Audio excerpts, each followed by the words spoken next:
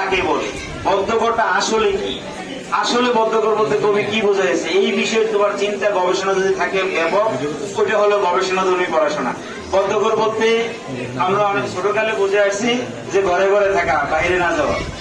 কিন্তু কবি এখানে একটা কথা বলছেন যে আপন হাতের মুঠোই করে দেখবো, এবার জগৎটাকে আপন হাতের মুঠোই করে। তো ওইটাও বলছে কি যে আশেপাশে যারা আছে তাদেরকে আমরা দেখে শুনে রাখবো, কিন্তু হাতের মুঠোই যে সারা বিশ্ব আসবে, কবি বুঝেছে এখন থেকে কত বছর আগে, 100 বছর আগে, প্রায় 100 বছর আগে কবি বলছে সারা পৃথিবীটাকে হাতের মুঠোই করে দেখবে। কিন্তু তখনকার সময়ে মোবাইল ছিল না।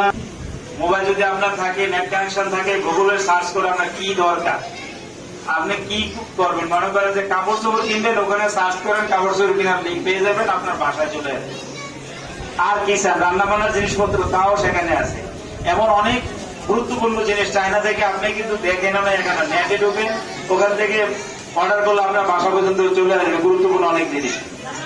এগুলো আপনার প্রয়োজনীয় জিনিস বললাম। আর গবেষণাধর্মী অসংখ্য গবেষণা থিসিস, অসংখ্য সিস্টেম, অসংখ্য বিষয়ে আলোচনা, লেকচার সেখানে ইউটিউবে কোনো অভাব নেই। এই জন্য পাবলিক বলে যা আছে গুগলে, সবকিছু গুগলে। তাহলে এই হাতের মুঠোয় যে কথাটা, এটা তিনি বলতেছেন 100 বছর আগে।